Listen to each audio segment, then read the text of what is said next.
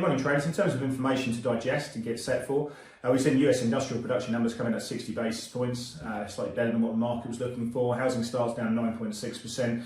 Go elsewhere, you've got the UK jobs, the unemployment rate coming in at 3.8%, the employment change at 160,000. That was a touch shy. In terms of Europe, you've seen ZEW confidence survey coming at negative 55.3. That was a slight miss relative to consensus. And in North America, you stay in there, you see Canadian CPI coming in at 7.6%. And you've actually seen the Canadian dollar the best performing currency on the day, despite the fact that we've seen crude prices under pressure. On a micro factor, there's been a lot of focus on Home Depot. They've come out with decent earnings. The stock's up 4%. And Walmart have come out with comments as well. The CEO, so notably talking about wage inflation being here forever.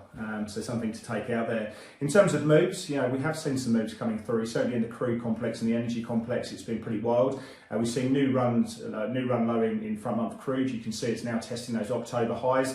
A lot of focus on the Iran-EU negotiations taking place. A positive feel about that, potential supply coming onto the market, obviously coming on the backdrop of what we're seeing from China and the slowdown there. You can have a look at the backwardation in the curve. If you look at the difference between the first and the 8-month future, that's coming to about 336. That was trading around $16 premium for front month back in mid-July. So you have seen the curve flatten out. That's disincentivizing funds to be long crude. So something we are watching. Nat gas as well in the US has had a volatile run, but not as much as what we've seen in Europe, where they got up to about 251.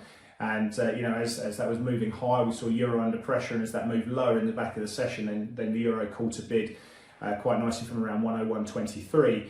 You are seeing equity markets moving higher. It's been quite a whippy session, as you can see here. Certainly S&P futures had a big move towards the back end of the day, but we are seeing buying in staples, discretionary financials. You can see energy under a bit of pressure, but it's the means again that have worked beautifully. Have a look at those moves in Bed Bath and Beyond, both in terms of cash moves there, but also optionality, huge buying there. In terms of FX moves, you can see here sort of how we've closed out. It's the CAD being the best performer, yen under a bit of pressure. On the front foot today, we've got Aussie wages, UK CPI, and a Kiwi rates decision. We're expected to raise rates 50 basis points today.